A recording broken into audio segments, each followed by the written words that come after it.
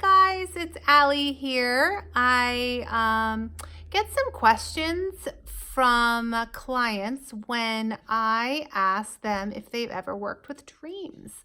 And I wanted to spend a few minutes on a video sort of explaining why it is that I ask about dreams and why I integrate dream work into psychotherapy and spiritual direction. So let's touch base on those issues and the importance of dream work. So one challenge that people say to me that they have when I ask them about charting their dreams is that they don't remember their dreams. We all dream. We all dream actually up to 6 times a night. And this is sort of clinically proven in sleep studies. So it's just whether or not we can catch the dream before it fades from any sort of consciousness. Dreams are dreamt in a subconscious manner when we're asleep. Therefore, to catch them, we have to have sort of an in-between phase of subconsciousness to consciousness. So the best way to write down our dreams when we desire to do so is sort of in the beginning of the waking stages. It's best that you have a notebook or a pen, paper next to you, and a bedside table ready for you to turn over and sort of scribble down your ideas. You'll want to write down everything that comes to mind, all the images, all the colors. If there's any dialogue going on, write it all down, stream of consciousness style.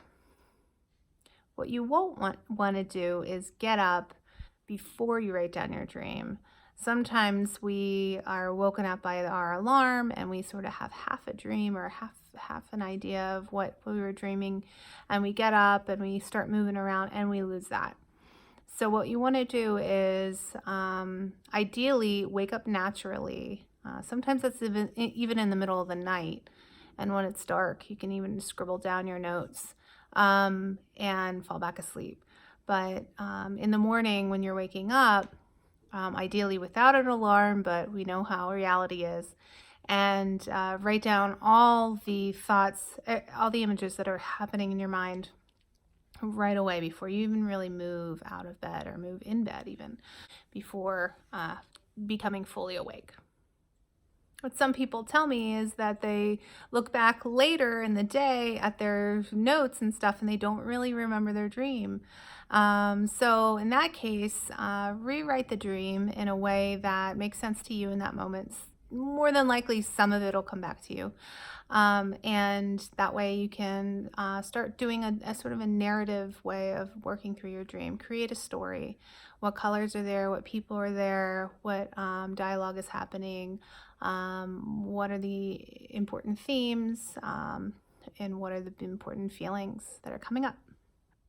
Once you write down your narrative of your dreams, start to see patterns, or start to read them, and you may see patterns throughout your dream journal. So each night, if you have a couple dreams written down, or even if it's only once a week, you remember to write a dream down.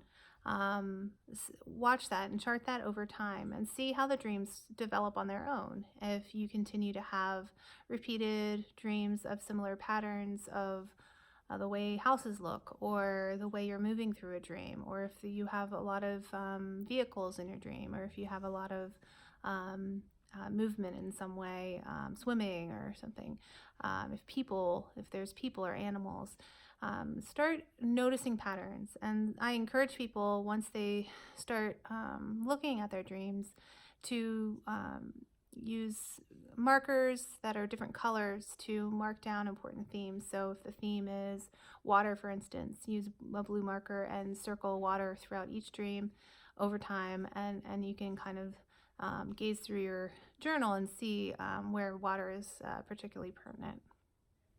There's lots of books on Dreamwork out there. Jeremy Taylor is excellent. So if you want to look up him and all his books on Dreamwork, or People Fly and Water Runs Uphill is a great introductory book.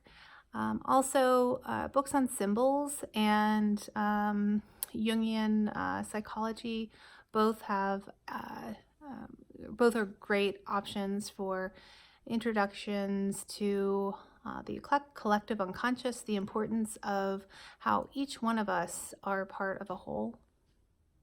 I hope that was helpful to give you a few hints as to how to start working with dreams, and good luck. See you next time.